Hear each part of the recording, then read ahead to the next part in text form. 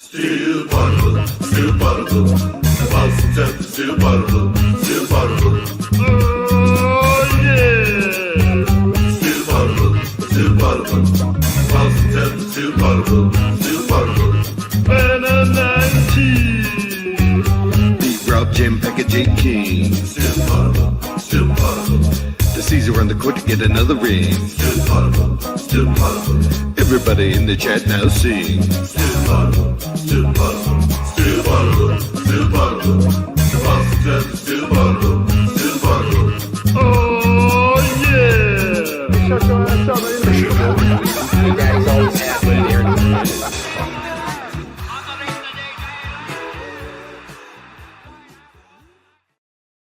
Welcome back. Still Poddable. Celtics just got absolutely stomped on by the Los Angeles Lakers. But I'll tell you what, the players didn't really seem to be bothered by it. I have not seen the locker room so unbothered by a loss in a while. Like, we walked in there, everybody was in good spirits, guys laughing or joking around. Then Kristaps was the first player to speak, and he was kind of like, yeah, I think we're playing well recently. I think we're starting to pull ourselves out of it. It's like, what? You guys just got whacked by 30. You got beat so bad, Bronny James was out there on the court. You let Dalton connect. You let Gabe Vincent go wild. And they were like, nah, bro, it's a second night of a back-to-back. 5-7, Jay. 5-7. 5-7. The people who played against the Clippers played a ton of minutes.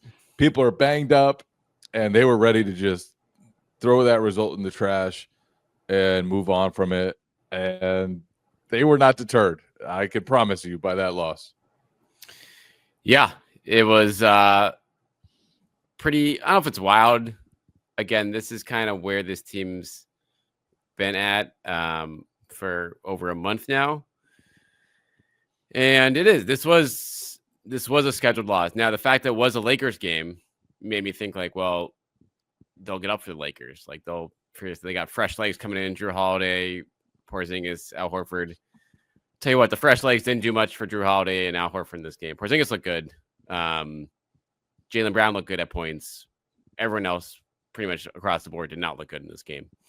Honestly, they looked gassed. And I thought, yeah, the first quarter, like, they started off trying to attack things the right way.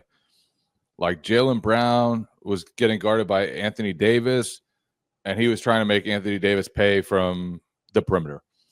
Kristaps Porzingis, because Anthony Davis was on Jaylen Brown, was getting guarded by a smaller guy, and the Celtics found him for a lot of post-up buckets. He was killing them early on. And then I just felt like they just didn't have their normal physicality. They got beat up on the glass. LeBron had that play early on where he missed like 2 or 3 times and just kept getting the rebound and finished it with grown man strength. And so it did feel like a tired game. It wasn't like they had no effort. I thought that the end of the second quarter, they tried to really fight their way back into it, made like no progress.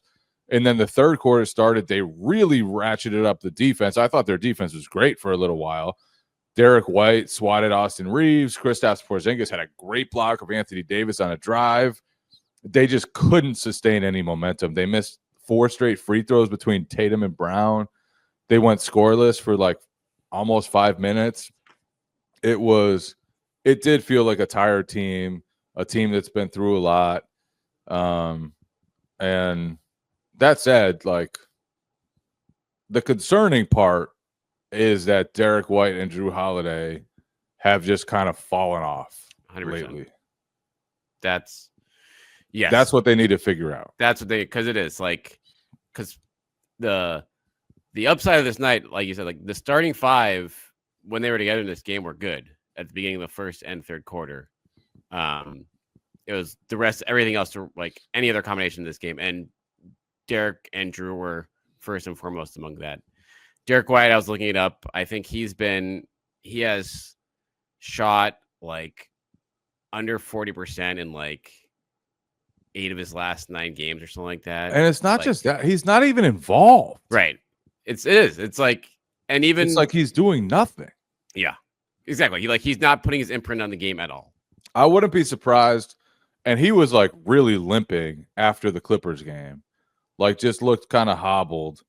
I wouldn't be surprised if he's just battling through some sort of, maybe not an injury, but he's hurting right now and has something nagging going on, because it's just been weird. And obviously Derek White, fantastic at basketball. But lately just has given the Celtics very little in the form of offensive consistency. And he had a very good game against the Clippers. But in the locker room, he was kind of moving like he was really hurting after the Clippers game.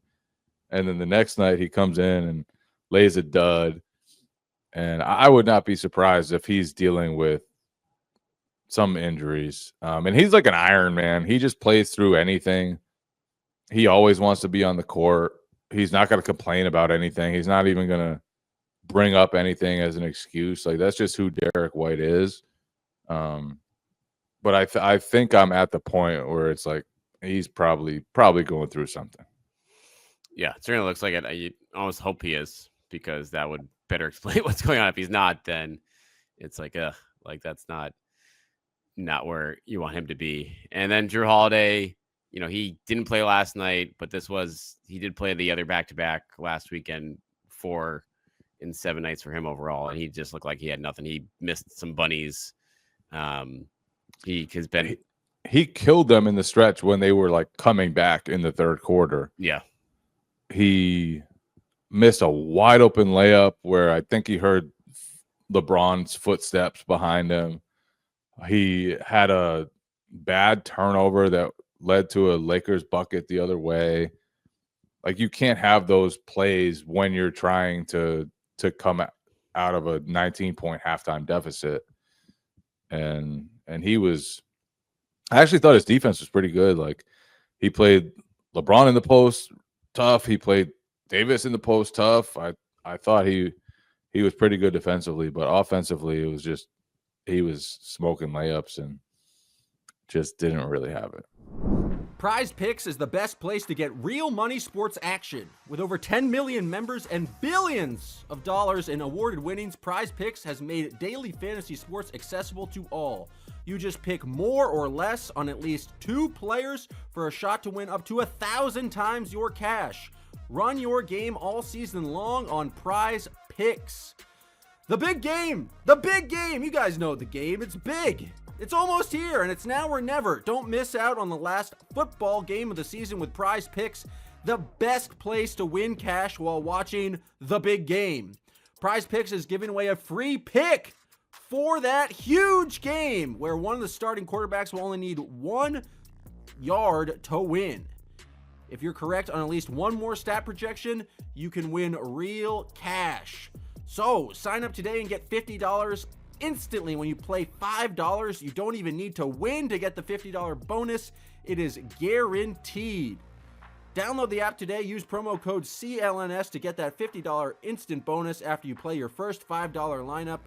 Again, download the app. It is promo code CLNS to get $50 instantly. Prize Picks, run your game. Yeah, it's been kind of a lot. I mean, his usage has been down more than ever this year. He's scoring double-digit points in just 3 of the last, 10 games here. And he's shooting okay, but he's just not getting many shots up. But certainly on nights like this, they have a lot invested in these guys in the backcourt, and getting 6 points from White and Holiday combined, that's not bad. Because Porzingis, I feel like Jay is close to, not all the way back, or pretty close to back offensively, pretty as good as you're going to get out of him. I will say, though, he looked so gassed after they ran post-ups for him 4 or 5 times in pretty close succession. And it looked like he called for a sub. They didn't give him a sub, but it looked like he called for a sub. He was definitely there was a time, I forget who was guarding him, and he was just kind of pass. Somebody else take it. Yeah. But he was crushing the smaller Lakers defenders. And he said for the first time today, I think he said, like, I'm feeling good physically. Before that, he's talked about how he hasn't been in great shape, hasn't, been in great rhythm. Today he was like, I'm good. I'm feeling legit lately. And so he's been super promising. I think his post-ups have gotten better and better, more and more physical. He's back to kind of just mashing guys down there like he did a season ago.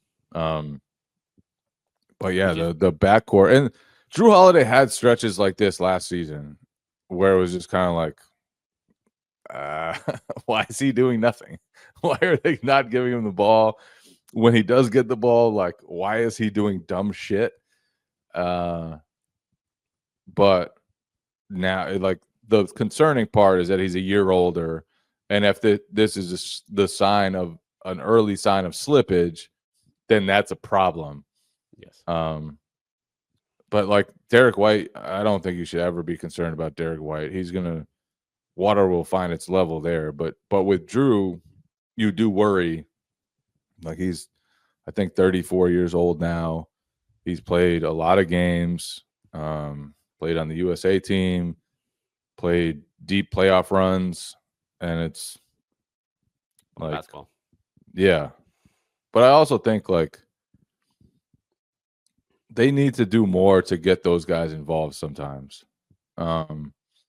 Like, they can't just be spot up guys. And especially with Derek White. Like, Derek White, you should be running offense through Derek White. You should be empowering him. And maybe if he's hurt, that's one thing. But you can't have Derek White as small a piece of the offense as he has been lately. I thought Tatum was bad tonight too. I thought Tatum, like, he just didn't play with any force. Like, a bunch of his first shots were just like pull-up threes in isolation. He had like Max Christie on him, Austin Reeves on him sometimes. It was like guys that if he was at his best, he would overpower and get to the rim and just kind of play through them. And instead, he just let him off the hook. It seemed like a tired game out of him to me. Like, Tatum did not have his stuff. And I thought he tried to battle through it. Like, there was a spurt late in the second quarter when he made some defensive plays and got out in transition. And then the third quarter, I thought he played with force, and they all played with force, but it was it wasn't a complete game at all from Tatum. Yeah, he definitely came out flat. I think uninspired out of the gate there, offensively. And he did not try to, attack the rim like he should against some of the mismatches he had. And I don't know, like, Porzingis showed up in this game. Jalen, I think, showed up for parts of this game. But other than that, it was pretty dismal elsewhere. I think this is as bad as the bench and Tatum have looked. Those units have looked all year. Just like there's nothing. They just did not have it at all. Payton obviously had a bad shooting game. Al wasn't hitting threes. Payton had a bad shooting game, and he just tried to do some weird shit. Right. I don't know what he took a couple really bad shots with Gabe Vincent defending him, like where he was trying to just overpower him. And Payton's really great at that most of the time. He can overpower even like some much bigger defenders, some 6'7", 6'8" guys. But he didn't get Gabe Vincent where he wanted him and just kind of threw up some nonsense at the rim. Like Gabe Vincent of 2 years ago tonight.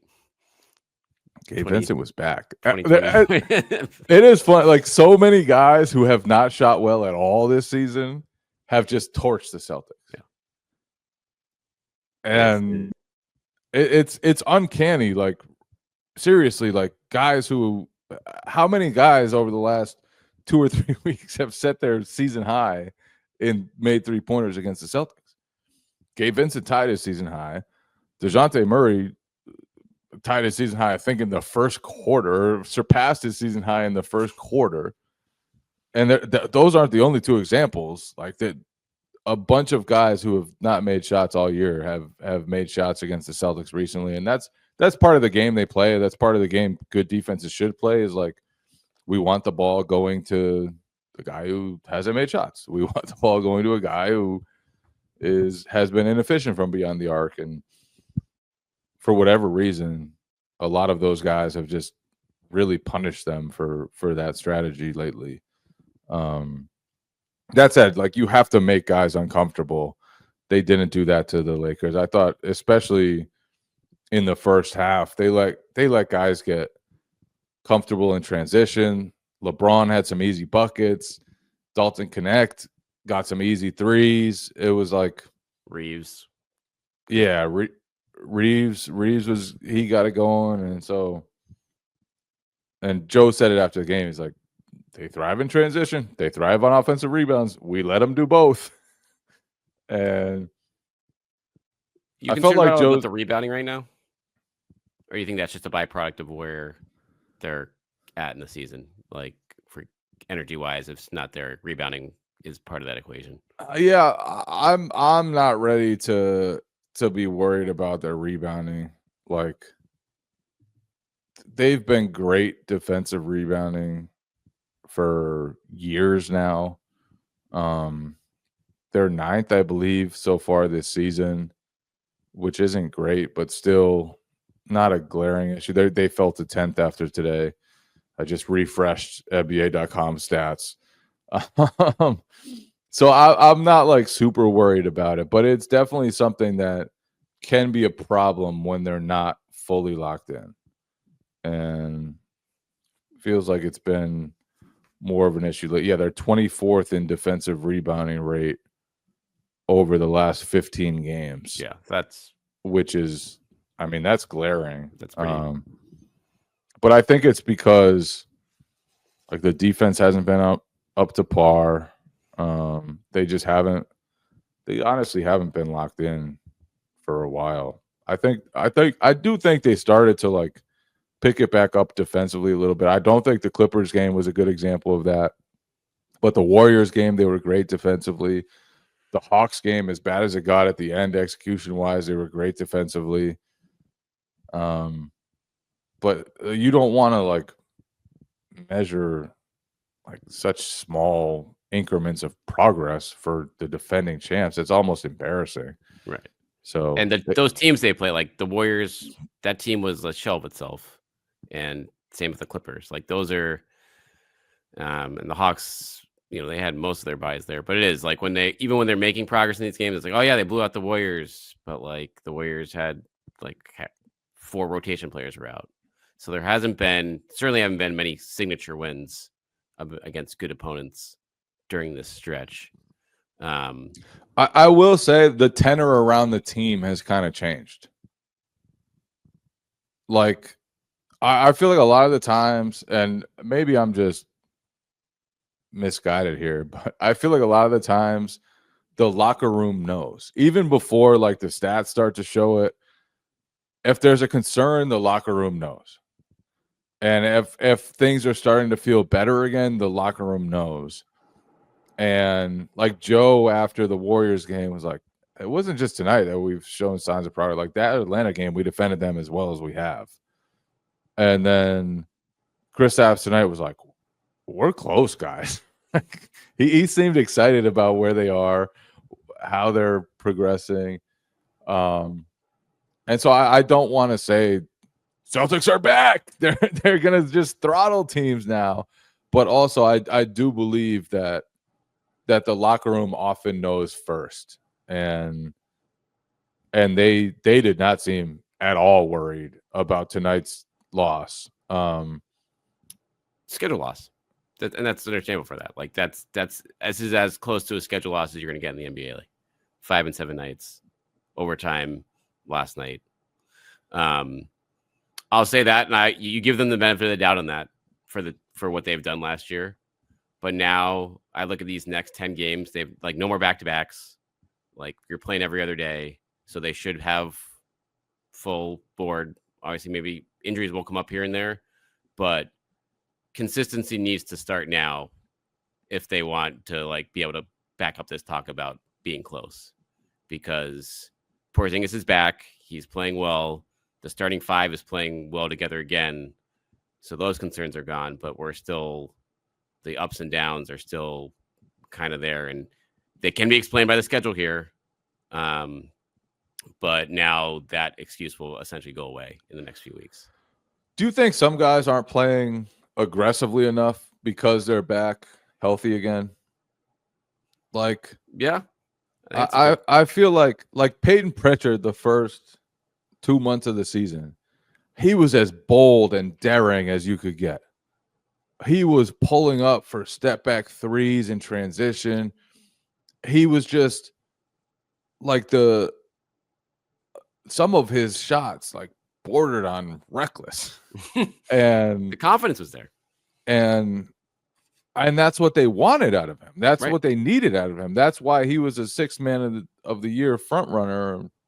Certainly still is one of those, but I feel like the bravado that some of those guys played with, and I'll throw Derek White into that category, just hasn't been the same lately. Like, you want those guys to play with a green light. And part of the reason why there's such a dangerous offense is because they have a lot of guys who can do things off the bounce. They have a lot of guys who can shoot pull-up threes. They have a lot of guys who can damage you in different ways. But you need all those pieces to be confident and aggressive and bold. And it just feels like since they've gotten healthy, they haven't always gotten that from everybody. I think it's totally fair. And so that's one thing they need to figure out is like the line between, sacrificing to get a great shot for the team versus let's just go out there and hunt, and it felt like the first couple months of the season, they were just hunting. And they had guys playing with freedom. They had guys playing with force. They had guys playing with the ultimate green light. And it feels like while they've tried to kind of get back into rhythm as a team, it's sort of like, I don't even know if it's a hesitation as much as they're so intent on getting everything cohesive and, starting to get going as a team that maybe they've lost a little bit of that carefree nature that I think did them really well early on in the season.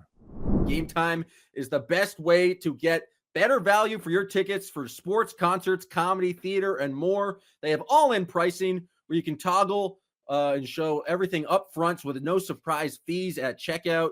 You can get a view from your seat. It has the lowest price guaranteed, or Game Time will credit you 110% of the difference. And your tickets are guaranteed to be delivered on time, and your purchase is covered with the most flexible customer service policy in the ticketing industry. Take the guesswork out of buying tickets with Game Time. Download the Game Time app, create an account, and use code CLNS for $20 off your first purchase. Terms apply. Again, create an account and redeem code CLNS for $20 off. Download Game Time today. Last-minute tickets, lowest price, guaranteed. How much do you think of three-point shooting plays into that? During this stretch too? Yeah, that's part of it too, I'm sure. Like if you're shooting 34% for an extended stretch, you don't want to be like, "Yeah, watch me cook, boys." So I'm sure that's part of it. But I also think part of the low shooting percentage might be that they're not as bold, that they're not as daring, that they're not as carefree as they were earlier. It is. It's always incredible to me how close a great team is to being like average, and how close barely more than average team is to being great. Like I've seen enough from the Celtics over the years. Like that Ime year was a perfect example. It was like they sucked. And all of a sudden it's like a couple changes to playing style, couple personnel changes, and it's like they're amazing. They're off. And I think to be great in the NBA is so hard, and to sustain it is so hard, that you're always like just a couple a couple like letdowns away from not being great, and they just need to find what makes them great again. And they seemed pretty intent on saying that they're getting there, but we'll see.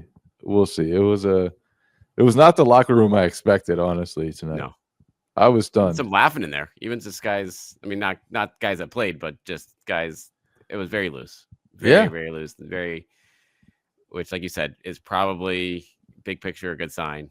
But with that said, there is, I don't know, it's a fine line right now for them in terms of getting to that point where they do look like a true contender again. Because for the last month, they've looked like a mediocre to good team consistently, as opposed to net rating doesn't say that. Net rating doesn't say that, but although it might after. I haven't. Yeah, we'll have to check the out. That didn't hurt. That didn't help the net rating. No, but yeah, the blowout wins, 3 blowout wins, was doing a lot of work for them over the last month. So that's one where the net rating, in my mind, was covering up maybe a couple warts. Do you think, like, after everything the players said tonight, are you surprised? Do you think they misevaluated things by allowing everybody to play? Like Jalen said, he rolled an ankle last night, and then he played. Like Derek White was limping in the locker room. He played. Jason Tatum didn't seem to have much energy-wise after playing 43 minutes against the Clippers, and he played. And I'm sure part of it was like, it's the Lakers. It's tough to tell a guy you're sitting against the Lakers. 100%. But I agree with you. Like, I think if it's just another random road game, I think you look hard at that, because you like these guys, like a lot of these guys did play 5 and 7. They played big minutes for there's 2 overtime games in that stretch. And so you can see them wearing down. Jalen talked about it. Like you said, you noticed Derek has been limping around the locker room of late. Clearly hasn't looked like himself. And then you have guys, again, like the Jay and Springers of the world, that got their chance and ran with it. And so, like, what the hell? If you've got 30, 40 more games to find a rhythm right now, like, try to build up some of these other guys a little bit, Jordan Walsh, etc. Like, so it is. This was a tough example for that, but as this season progresses right now, like, I'd like to see maybe a little bit more of that, to preserve some of these guys that are playing. Like Tatum and Brown are playing a lot bigger minutes this year than last year. Derek obviously as well. And I think the long haul should be looked at from that standpoint, to like, okay, can we get these guys right? And then we can really lock into form on that front. That could be part of the solving the equation here of getting back to consistent basketball. Tonight's game kind of reminded me of the Bucks game last year. Yeah. Where it was, they played a bunch of games, they played a bunch of minutes, and then the Bucks just walloped them. And in that game, Joe Mazzulla actually sat all the starters, I believe, at halftime and didn't play them at all after that. Tonight, he waved the white flag pretty early, not super early, but it was in the fourth quarter. I believe Jason Tatum didn't play a single second in the fourth quarter. Jaylen Brown played a little bit in the fourth. Right. But it felt like that, where they just didn't have it. Right. This was like a lot of the time recently, I do believe like they've been fighting through some different issues, like whether it's Porzingis, kind of welcoming him back to the fold. I do think they fought with some complacency, but tonight it did feel like they just had no energy for whatever reason. I don't think it was a lack of like trying to have energy. It's like they tried to wake themselves up several times. They tried to get out there and make plays, and it was just like they couldn't sustain it. They had nothing. At the end of the day, they had nothing. But yeah, but still, again, a good trip is right there for them. If they go into Dallas, take care of business on Saturday, you take a 3-1 road trip for this week, any day of the week. And again, like this is still set up for them, Jay, to like get back to where they want to be pretty quick here, because the back-to-backs are gone for a while. Porzingis looks right. assuming those other guys can, like Jalen, Derek, those guys can get rest they need or just like able to turn it around. This is, they could be entering the All-Star break in a really good spot if they start to piece things together in the next 5 or 10 games. But it's a lot of steps in the right direction on this trip. But this was one where, I think remains to be seen. Like you toss this to the side if they take care of business Saturday. But if it's another step back on Saturday, then you look a little closer at things like this and look a little closer at, some of the things we've talked about. Yeah, and it's crazy, like, just how unable they've been lately to string good games together. They've won 2 straight games once since January 3rd. They haven't had a 3-game winning streak since January 3rd. Like, the recent inconsistency, they haven't lost a ton of games in a row either. It hasn't been like they've strung a lot of losses together. It's just like bad game, good game, bad game, fine game, bad game, fine game, bad game, good game. It's like maybe just play well a few times in a row and see what happens. You'll probably be excited about what happens. They were not too worried about tonight's game, though. We aren't worried about us because we're the greatest Celtics podcast ever. We love all you guys. We'll be here Monday through Friday as usual. Back next week. And, man, I'm grateful for you guys. I really am. Love you all. Thank you all. Still Poddable, still Poddable. The Boston still Poddable, still Poddable. Oh, yeah.